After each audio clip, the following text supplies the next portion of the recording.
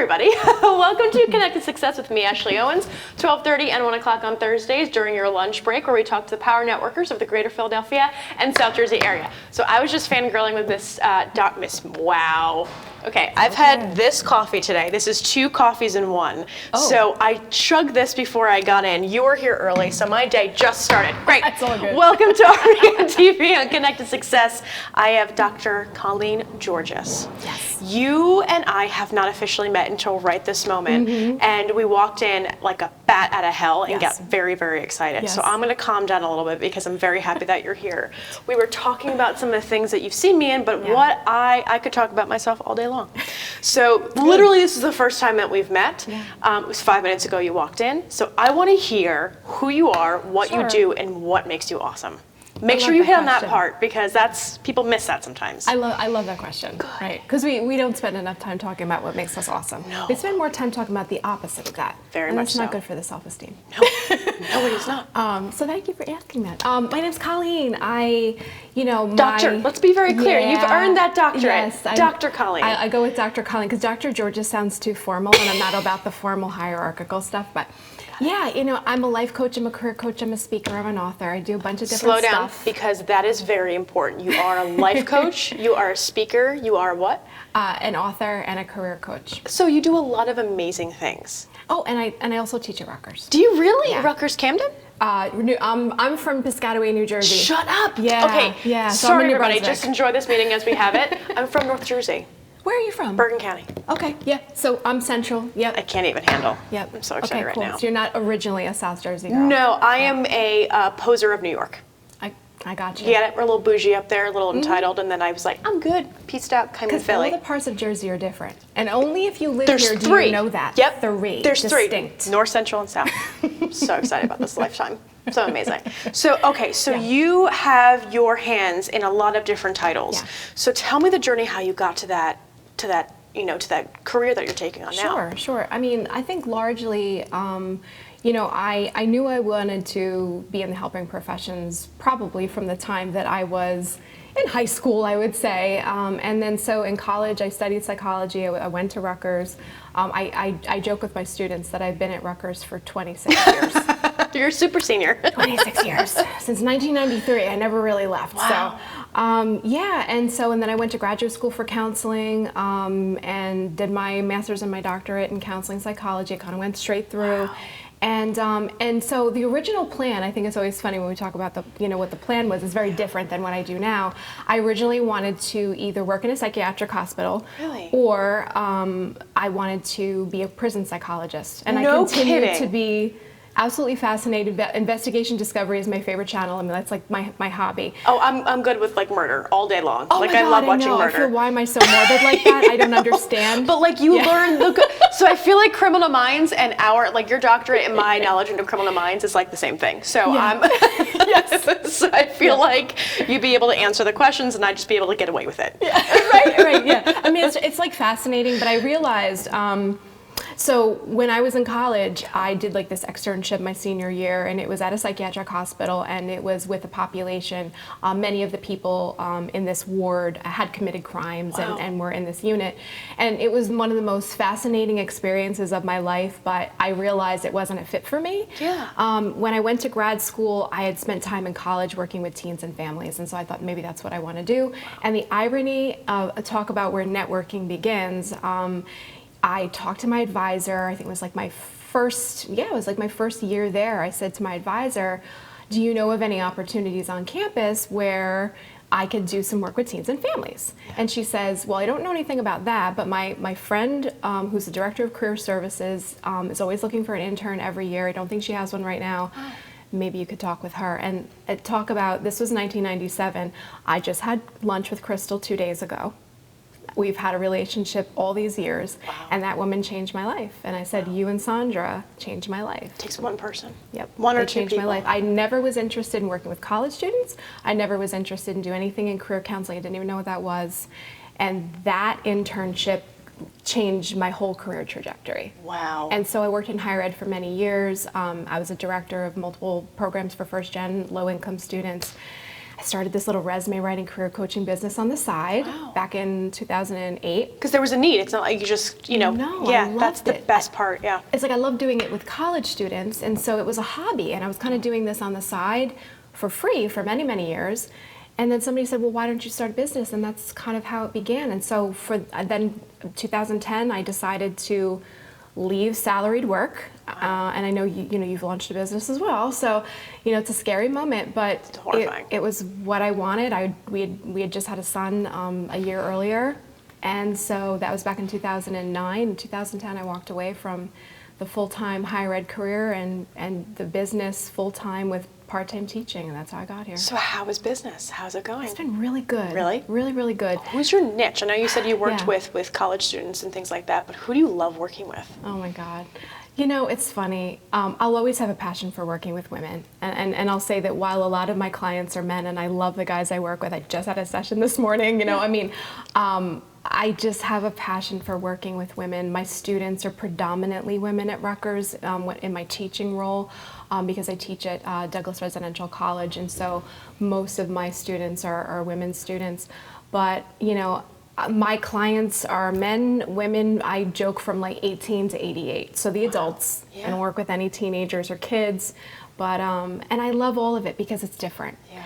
The base of my work is really about, again, it's career and life coaching, but my kind of specialization is, and I'll go with this is what makes me awesome, because I never did say it, and you did say, remember to say it.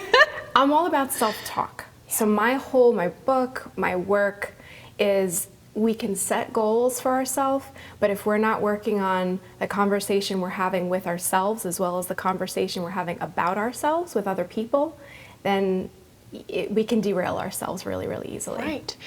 So with the passion that you have for service and for helping people, especially I think now more than ever, everyone's having very much severe issues, maybe with the climate, the culture, whatever it may be. And I feel like that it is sometimes very hard to find a mental health professional or even a coach or somebody like that in a what used to be a very sensitive topic.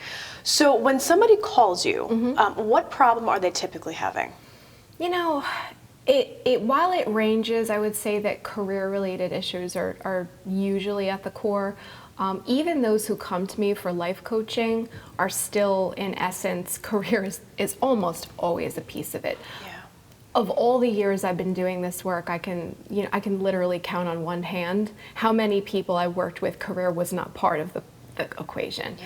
And I think, a lot of it, and even the conversations I think about just this morning, it's how we interact with our colleagues, how people can have, sort of a negative impact on us and our state of mind in workplaces, how we fall into habits of staying really late and taking work home and allowing our careers to sort of obliterate and overtake our entire lives. And how do we reclaim control of our time and reclaim control of our perspective?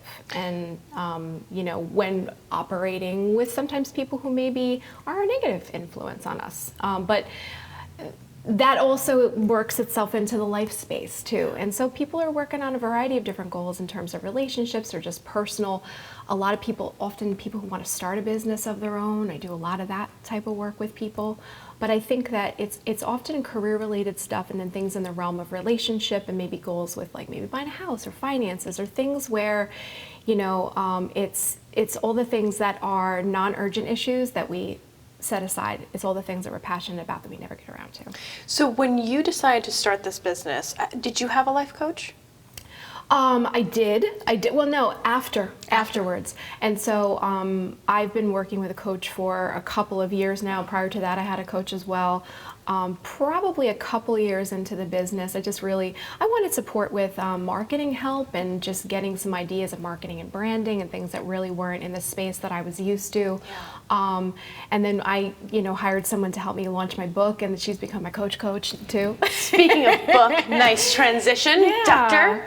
So we have a book here, and it is called You want to tell people what it's Sure. called? It's called RESCRIPT the Story You're Telling Yourself. And the 8 practices to quiet your inner antagonist, amplify your inner advocate, and author a limitless life. So how many awards did you win for this? Because there's a bunch of different tags on here. You've won, I'm going to read it out. You're the Literary Titan Book Award, the Big Book Award from NYC Big Book Award winner, and the Pinnacle Book Achievement Award, Reader's Favorite 5 stars, and Books for Better Living Book Awards, Living Now. How the hell did you get all of these credentials? Is this your first book?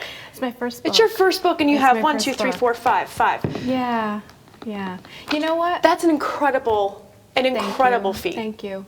You know, I believe, and this is why, one of the reasons I love what you do and why I love your show so much is because I feel like, you know, I believe so much in, it can be hard to reach out to people and network and connect and ask for support, and look into opportunities for yourself to kind of publicize things that you're doing. But I believe in, you know, this was where are the awards, the reviews? I know that I'm going to need to find this information if I'm going to get a message out there.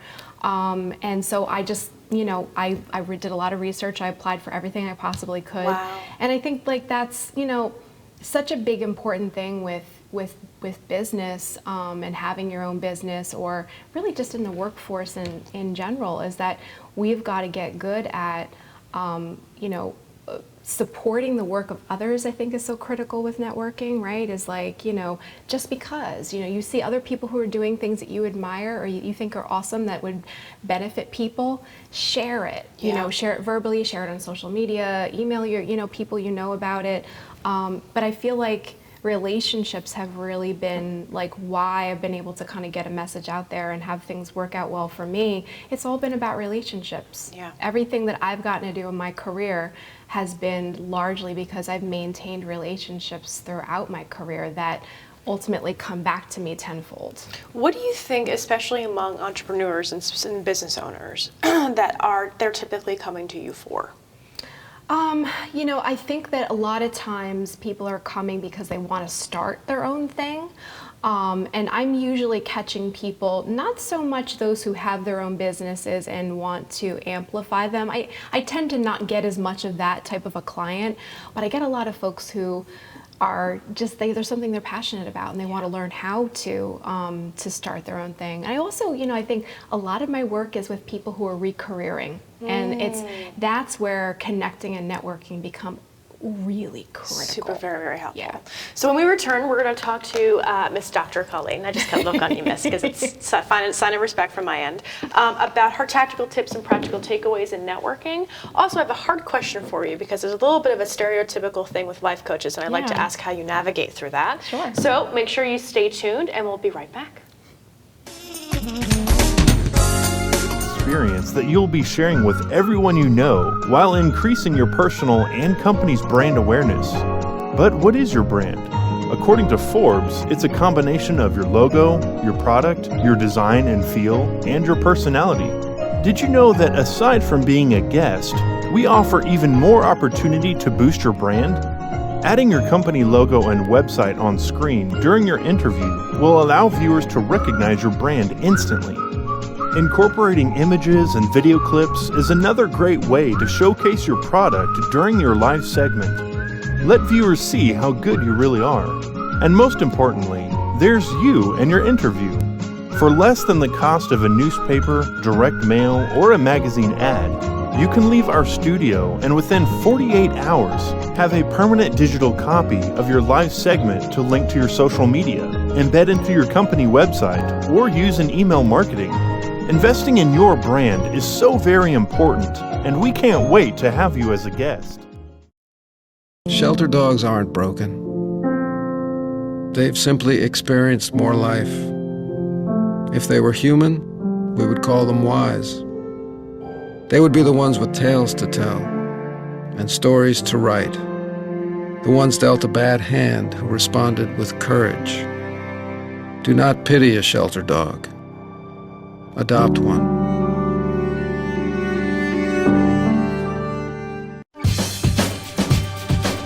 Say we've got grit.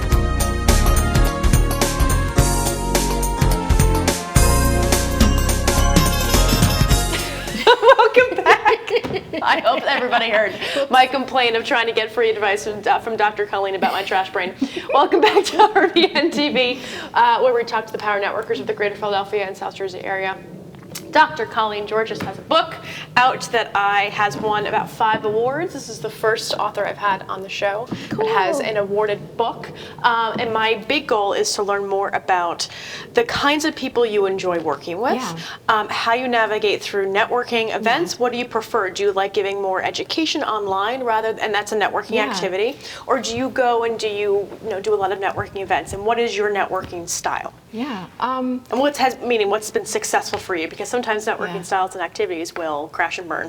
True. Yeah. I think that one of the things, like going back to kind of like who I like to work with the most, I love to work with re-careerers. I think it's because I'm often talking with people, and I think this ends up being a bulk of my clientele, is folks who are doing something, they've been doing it for 5 years, 10 years, 15, 20 more, and we'll say something like, I fell into this and I never really explored what I love to do. Yeah. And so the process of exploring that with people, really like digging up passions and giving people the power to turn passion into a purpose and a career. And the process of how you learn about different things, because it's not just a job description. You can't, we know that taking a class is good. Studying something is good, reading a book, these are all good things, but you got to talk to people. You got to talk to the real people who are doing the work. And so, I think that, I operate similarly than the way that I encourage my clients to, is we go through a whole process of find the people who are doing the stuff that you want to do. Start with the people that you know and who they know, right? You start there. You're up, not out. Exactly. And then you do the harder part, which is use LinkedIn and use these are spaces that are specifically for this purpose, but find the people who you go, wow, what you do rocks. Yeah. And then reconnect with them, and if they connect back with you, reach out to them and tell them, I think what you do rocks, you look super cool, this is why I think you look super cool. And I would love to talk with you about what you do. Right. And I cannot even tell you the coolest things that come out of that, and where clients have been able to successfully navigate complete career changes, total big switches, by doing things it's like the informational interview. There's no pressure on either side. It's just a way to, it's so interesting that you mentioned that. I think when I first started my career back in the day, oh God, it's like 15 years, 20 years ago, I started to figure out, I didn't know what I wanted to do. I knew I had an idea, but I felt like in order for me to have an understanding of that process, I would reach out and say, can I just chat with you about opportunities here? Because if they like me, then maybe they'll give me a job. But again, there's no pressure in having that conversation. That was like when I was 18, 19 years old. And it still counts today. A lot of the networking activity that people don't realize to do is that even if they're in industries that you want to get into, those introduction emails or introduction calls can be so non-pressure filled. It's just learning about that industry in its entirety. And half the time you're going to get people that are like, thank you so much for asking, how can I help you navigate through this? And sometimes the ask is very different. So like the difference between a 50-cent ask and a $50 ask, right? It's just the way that the ask is happening without receiving anything in return. In that space. So with your industry, because it is heavily saturated, how do you navigate the networking events, your messaging, so that way it's less than, first of all, the fact that you have credentials is the first life coach I've ever met that has credentials, number one. But number two, I think with the value that you have, the book that you've written, there's validity behind what you're saying. Like my position, I made it up, and then I was able, thank you. Actually, Sarah Rosenberg gave me the idea, but I had to prove before I said, what I was doing with 2.5 years of just branding in that capacity. So, and then, kind of putting, things I added to my profile. But the goal is I had to prove myself in that way. And I feel like no matter what position you're in, you have to prove yourself. So how have you been able to navigate that space in that way? I mean, it's interesting because when I first started calling, my background's in counseling, so I'm a licensed counselor, but I realized that the work that I really love doing is, rather than working with severe mental health issues, while I enjoyed that work as well, it wasn't what I love the most. And what I love the most is just the ability to work on really concrete goals. I'm a structure freak. right? Are you type A or type B minus? Because I'm like, A, big, who's trying to come down a notch, big time. I'm 44 and I'm trying to take it down a notch, but you know, it's like, it's just trying. I love to do work where we can say, here's how satisfied I feel with these areas of my life. Let's start figuring out an action plan. What do I want? What does it take to get there? And let's figure out simple steps where we can have some success and then feel successful, and then do bigger steps where we feel even more successful. Right. It's the achievable goals. Achievable goals. Yeah. And so when it comes to the space itself, like life coaching, when I first started like using the term life coach, it was really uncomfortable for me. In fact, because I'm also a career coach, I would often just say I'm a career coach because I felt weird saying life coach. I'm because of the curious. connotation. Yeah. I've really It's an started, unfair stigma. It is an No. unfair stigma based off You're of, right. you know, in that capacity, but it happens. It's just, It does. you know, it's just like anybody saying that you're a real estate or a financial planner. Yeah, you have to explain it. I find Right. that I explain when people, you know, even sometimes before they ask me, you know, I'll just say, you know, this is how life coaching, career coaching are a bit different than counseling, you know, and explain what that means and explain what my approach is. But I think when it comes to working with groups or working with individuals, whenever I'm talking to a prospective client about a speaking engagement or individual work, you know, I had before my client session this morning, I had like an intro call, and I don't hard sell anybody. Yeah. Like I don't believe in it. It's not me. Don't chase. Yeah. You have to be yourself. Whoever you are, people will see right through you. So always be exactly who you are. Your quirks, all the ridiculousness that comes with that. Like, I'm all about being authentic. And I'm never going to try to sell you anything. I'm just going to tell you, this is what I do. I'm going to answer any questions you have. I'm going to try to give you as much information as I can about what the process looks like. I'm not going to lie to you about, oh, we can fix this problem in 20. No, it don't work like that. You know, when I was just doing career coaching, I'd often get questions like, you know, what's your success rate? Right. And, you know, tell me the percentage of people that you work with that, you know, land, how many weeks that. I'm just like, it depends on the person. Yeah. Like, it depends on what you're doing. It depends on what we do together. Right. There's not like, I'm not going to lie to you and make up formulas and things like that. I'm going to tell you the truth. I think that's how I've navigated the space. Yeah. If I'm a fit and we're a fit, you'll know. And if we're not, it's okay. And if you feel like you need support with something that I can't give you, I will tell you who to talk to. Like always, I will send you to people. If I can't help you with something, I've got lots of other life coaches I know. I've got therapists I know. I've got other career coaches and resume writers and people that I know. And I'll always refer you to people. I think we have to not be afraid of our competition. We have to support people. Because when you're trying to be competitive with people see it, they feel it, and you feel it in your bones. Yeah. You're like, oh, you're full of it. Yeah. Yeah. So now I think that's beautifully executed. So when you are networking, who do you like networking with? So who's a strategic partner for you? So that is typically defined based off of people that you can share clients with that also share the same target market. Yeah. So for example, real estate agent and a divorce lawyer would be great strategic You're partners, right? right? Because you're right. either downsizing or selling, Yeah. whatever it may be. So who do you like networking with?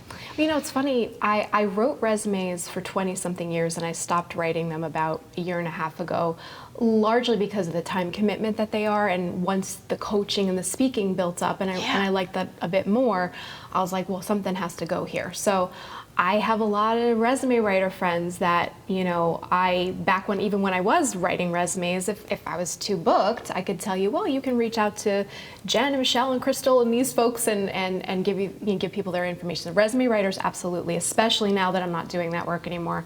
Therapists, because I think it's, you know, again, oftentimes people reach out to life coaches because in some cases, because they're looking for counseling. And I will never tell you I am going to do something that I can't really provide for you. Even if I technically have the background, I'm all about boundaries and parameters. You know, it's like, I know what work I'm great at. I know what work I love to do. And if it's a fit, it's a fit. If it isn't, I like to have therapists that I can refer people to. I think also in the range of knowing some folks who are really good at, like I know a couple people who are really, really good at, once you have a business, how to market it and how to be really good at building your clientele. Whereas while I can help you with that, it's really not my niche area. Yeah. I can be supportive to a point, and once I reach a point where that's not helpful anymore, I've got folks I can send you to that really do that kind of stuff. They can tell you how to grow your business. I love that. And when you speak, what topics do you talk on? All things around positive psychology. I get to talk a lot about the rescripting now, which is really, it's in the realm of positive psychology. So a lot of things about self-talk, communication, conflict resolution. And who do you talk to? A lot of who hires you to speak? clients. Yeah, who hires you to speak? I do a lot of staff development, colleges and universities, a lot because my background is in that area, my network is in that area. Yeah. So much like many industries, higher ed, everybody knows everybody. So it's like very incestuous. So even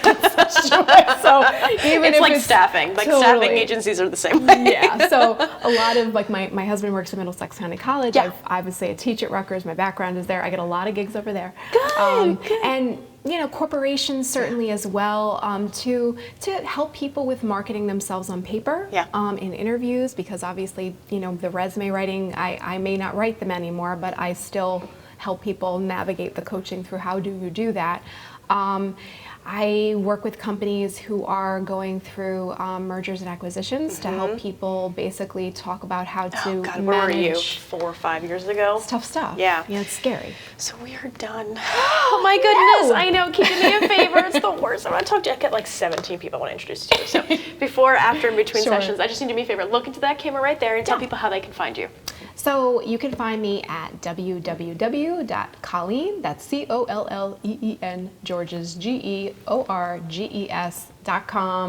All of my coaching services, speaking information, book stuff, and all the crazy things I do, they're on there. And yeah, for anybody who's looking for a speaker for something, staff development, something to motivate staff, deal with communication conflicts, all that kind of stuff. Hang out with Dr. Colleen. Make sure you pick up her book on... Oh, it's on Amazon. Amazon. There we go. On Amazon. Make sure you pick up her book. Is this you? Are you an off-Broadway singer? No, that's my forward writer is Judy Torres of Freestyle Music. Son of a gun. All right, everybody, please make sure you hang out with Dr. Colleen Georges. Make sure you follow us next week. If you'd like to be a guest on Connect to Success, make sure you reach out to me, Ashley@ashleysys.com. We'll get you on the program. Stay tuned next week where we talk to the next power networker of the greater Philadelphia and South Jersey area. And thanks for joining us. Have a great day.